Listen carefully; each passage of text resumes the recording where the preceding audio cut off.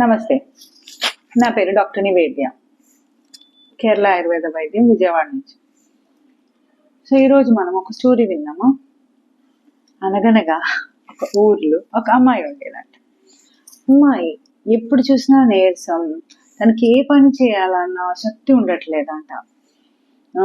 ఎన్ని మందులు వాడి చూసినా ఏమీ ప్రయోజనం కాలేదు. చివరికి ఊరు బయట ఇంకొక ఊర్లో ఒక వైద్యుడు ఉండేనంట.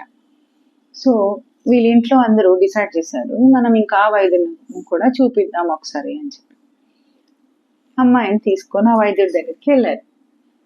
వైద్యుడు పరీక్షలు మొత్తం చేశాక ఆయన ఏం చెప్పారంటే, నేను ప్రత్యేకమైన ఒక మెడిసిన్ ప్రిపేర్ చేయాలి, ఒక ఔషధం తయారు చేయాలి.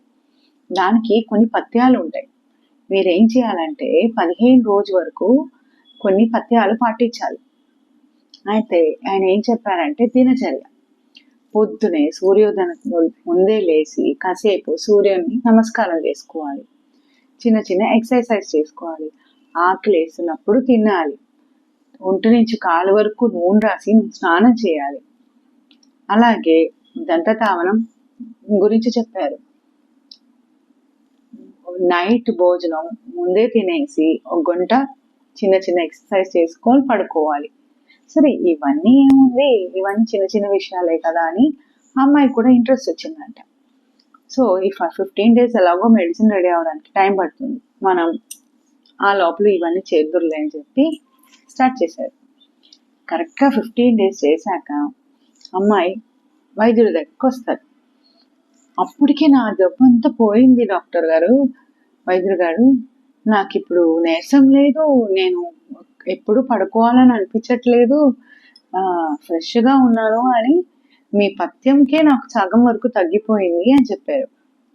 అయితే వైద్యుడు ఏమన్నారంటే, దినచర్యేనమ్మా మీ వైద్యం, మీకు మందులు సపరేట్గా ఏమీ లేవు, మీరు ఇది పాటిస్తారని అలా చెప్పారండి.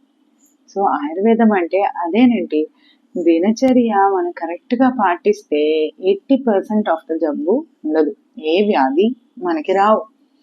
వచ్చినా దాన్ని ఎలా తగ్గించుకోవాలి, ఆయుర్వేదంలో చక్కటి పరిష్కారాలు ఉన్నాయి.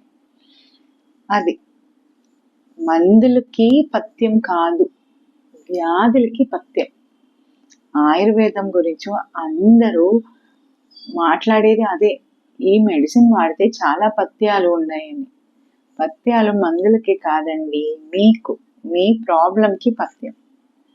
Okay, hope this video is understood to all of you. Thank you.